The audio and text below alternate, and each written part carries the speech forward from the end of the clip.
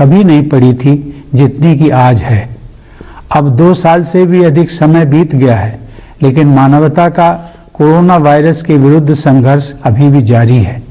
इस महामारी में हजारों लोगों को जान से हाथ धोना पड़ा है। पूरे विश्व की अर्थव्यवस्था पर आघात हुआ है। विश्व समुदाय को अभूतपूर्व विपदा का सामना करना पड़ा है। नित नए रूपों में यह वायरस नए संकट प्रस्तुत करता रहा है। यह स्थिति मानव जाति के लिए एक असाधारण चुनौती बनी हुई है। महामारी का सामना करना भारत में अपेक्षाकृत अधिक कठिन होना ही था।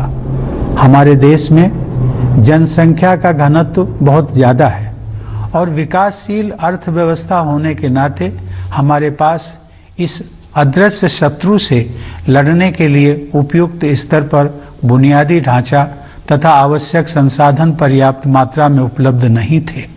लेकिन ऐसे कठिन समय में ही किसी राष्ट्र की संघर्ष करने की क्षमता निखरती है।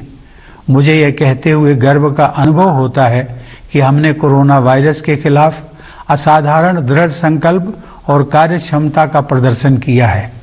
पहले वर्ष के दौरान ही हमने स्वास्थ्य सेवा के बुनियादी ढांचे को विस्तृत तथा मजबूत बनाया और दूसरे देशों की मदद के लिए भी आगे बढ़े।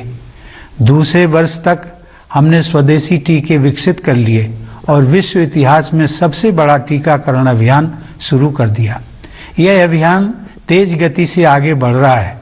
हमने अनेक देशों को वैक्सीन तथा चिकित्सा संबंधी अन्य सुविधाएं प्रदान कराई हैं। भारत के इस योगदान की वैश्विक संगठनों ने सराहना की है। दुर्भाग्य से संकट की स्थितियां आती रही हैं, क्योंकि वायरस अपने बदलते स्वरूपों में वापसी करता रहा है। अनगिनत परिवार भयानक विपदा के दौर से गुजरे हैं। हमारी सामूहिक पीड़ा को व्यक्त करने के लिए मेरे पास शब्द नहीं हैं, लेकिन एकमात्र सांत्वना इस बात की है कि बहुत से लोगों की जान बचाई जा सकी है।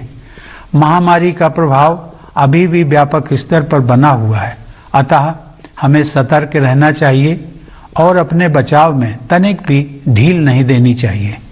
हमने अब तक जो सावधानियां बरती हैं उन्हें जारी रखना है। मास्क पहनना और सोशल डिस्टेंसिंग बनाए रखना कोविड अनुरूप व्यवहार के अनिवार्य अंग रहे हैं।